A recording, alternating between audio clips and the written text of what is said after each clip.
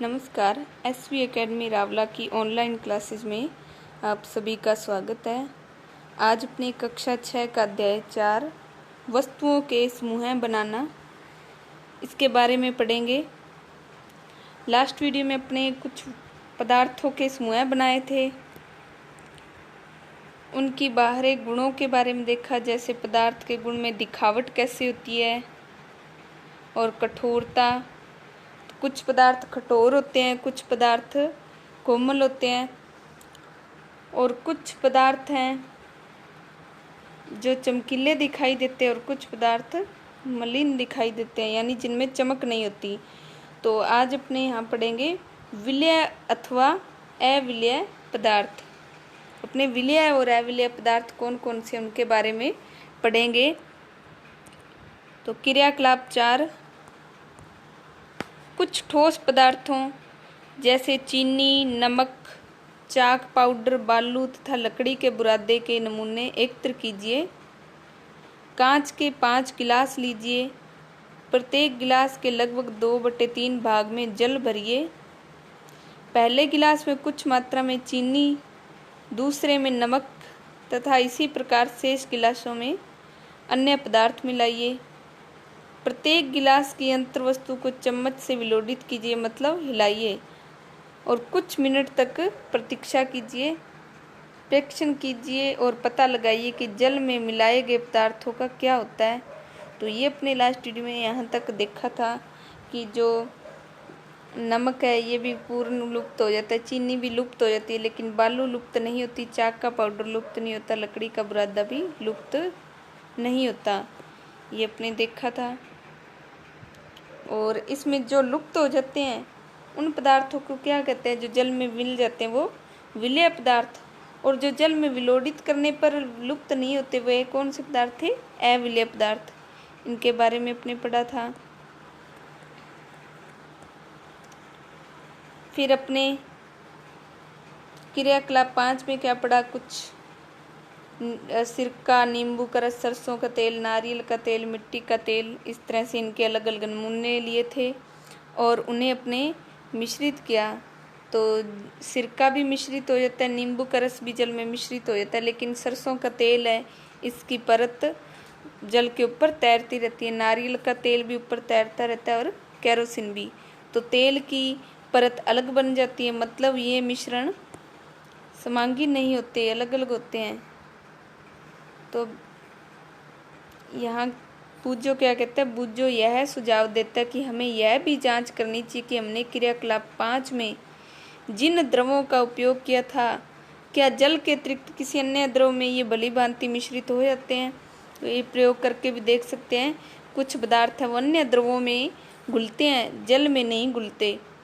पहली यह जानने के लिए उत्सुक है कि क्या गैसें भी जल में विलीन हो जाती है। तो ये आपको बताया था, हाइड्रोजन और ऑक्सीजन है, ये क्या है, जल में घुली हुई गैसें होती है और इन्हीं का उपयोग पादप और जंतु, जलीय जंतु उपयोग करते हैं। अब क्या कुछ वस्तुएं, आज है नया टॉपिक, कुछ वस्तुएं जल में तैर अथवा डूब सकती हैं। तो इसके बारे में देखते हैं। क्रियाकलाप 4 करते समय आपने यह ध्यान दिया होगा कि जल में अविलय ठोस पदार्थ वो जल से क्या पृथक हो जाते हैं। अविलय कौन से थे, चौक का पाउडर, लकड़ी का बुरादा, ये अविलय पदार्थ थे, मिट्टी अविलय थी। और क्रियाकलाप 5 में भी आपने कुछ द्रवों को देखा, जैसे तेल है वो मिश्रित नहीं होता, लेकिन नींबू का रस ये मिश्रित हो जाता है, सिरका मिश्रित हो जाता है। इनमें से कुछ पदार्थ जो जल में मिश्रित नहीं हो पाए वे जल के पृष्ठ पर क्या होता है, आकर तैरने लगे थे। अन्य डूबकर गिलास की तली में पहुंच गए थे। क्या यह सही नहीं है कि हम ऐसे बहुत से उदाहरण देखते हैं जिनमें पदार्थ जल में तैरते रहते हैं अथवा डूब जाते हैं। किसी तालाब की सतह पर गिरी सूखी पत्तियां, वह कंकड़ जो आप इसी तालाब में फेंक देते हैं, शहद की बूंदें जिन्हें आप गिलास के जल में डालते हैं, इन सब का क्या होता है। बूझो यह जानना चाहता है कि आप उसे जल में तैरने वाले तथा जल में डूबने वाले पदार्थों के 5-5 उदाहरण दें। तो जल में तैरने वाली कौन सी वस्तुएं हैं उनको अलग लिखना है, और जल में डूबने वाली तो अन्य द्रवों जैसे तेल में यही पदार्थ तैरते हैं अथवा डूबते हैं, ये भी जांच करना है। तो पहले आप लिख लें कि जल में डूबने वाले कौन से पदार्थ हैं। जल में क्या डूबते हैं, चाबी डूबी हुई दिखाई दे रही है, कंकड़ ये भी डूब जाते हैं, और लोहे की कील ये भी क्या डूब जाती है। तो 3 वस्तु ये होगी। इसके अलावा सिक्का डूब जाता है, 4 वस्तुएं। इसके अलावा आप लोहे की कोई अन्य वस्तु या कोई सब्जी का जैसे फल डालकर देखेंगे वो भी डूब जाता है। और तैरने वाली वस्तुओं में लकड़ी का गुटका है, ये क्या तैरता रहता है 1 नंबर। 2 नंबर क्या तैरती रहती है, पत्ती, किसी पेड़ की पत्ती वो तैरती रहती है। रबड़ की गेंद भी तैरती रहती है। तो 3 वस्तुएं ये होगी। 4 नंबर आप किसी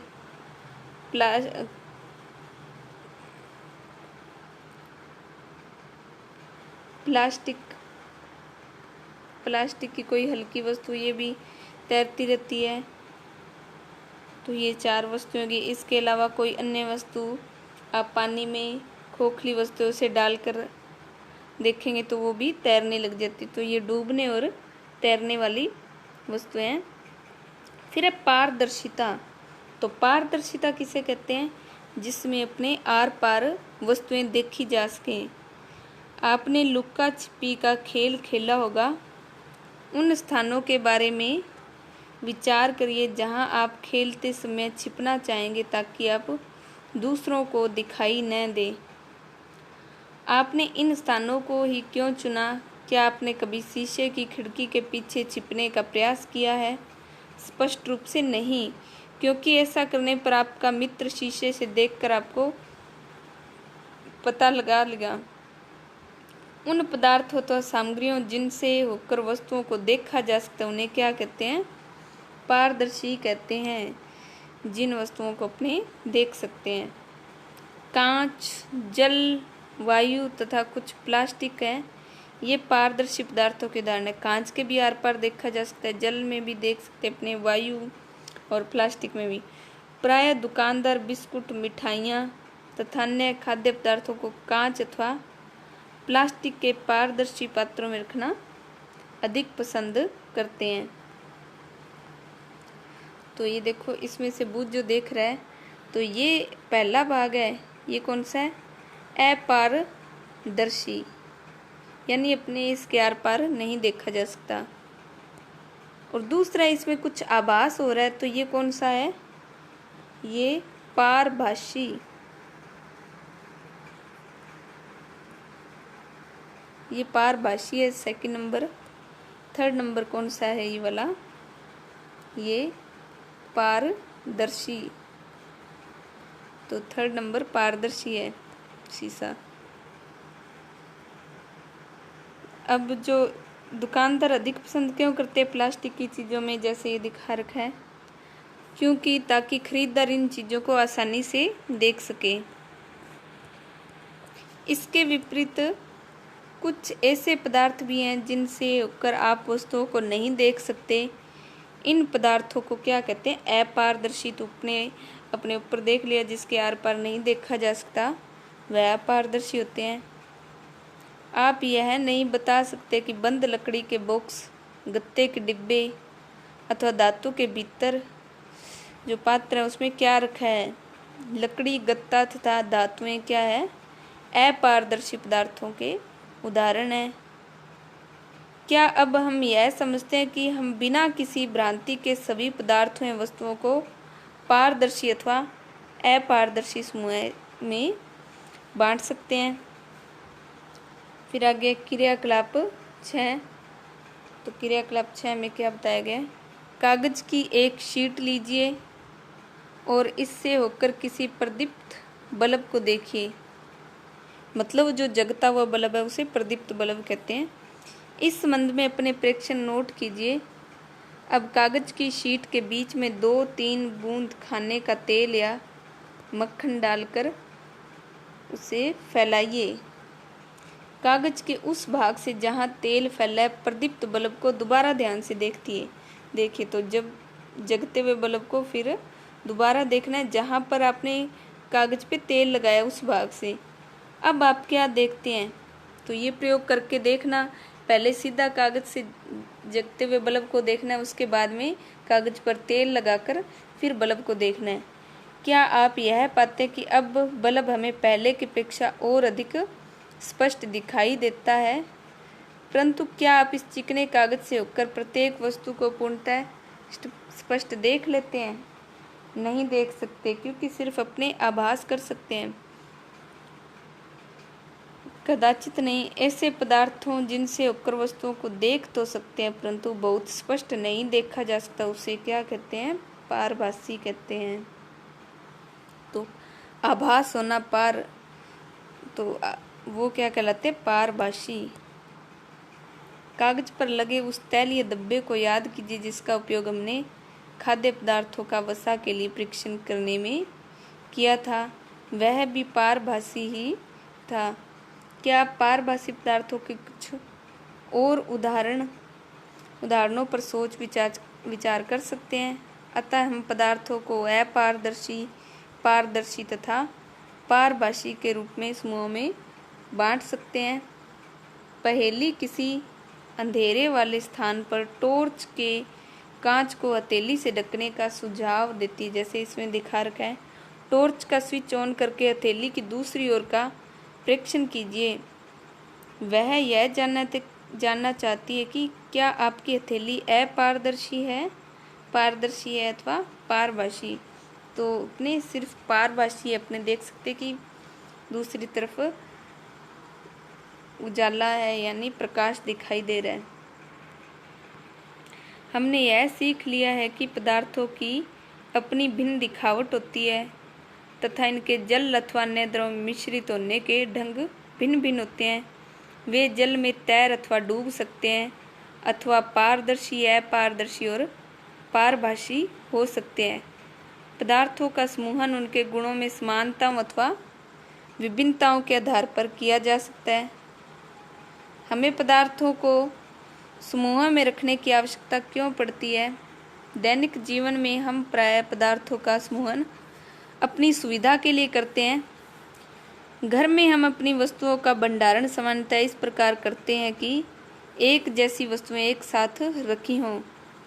इस प्रकार की व्यवस्था द्वारा हम आसानी से उनका पता लगा सकते हैं।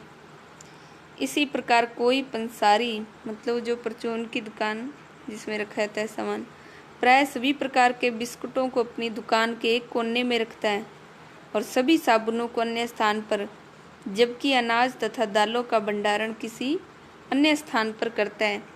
इस प्रकार के समूहन के लाभप्रद होने का दूसरा कारण भी है।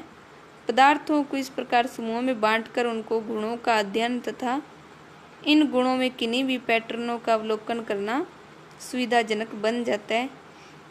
इसके विषय में और अधिक अध्ययन हम उच्च कक्षाओं में करेंगे। तो आज अपने इस लेसन को कंप्लीट किया। नेक्स्ट वीडियो में अपने इसके क्वेश्चन और आंसर कंप्लीट करेंगे। Thank you.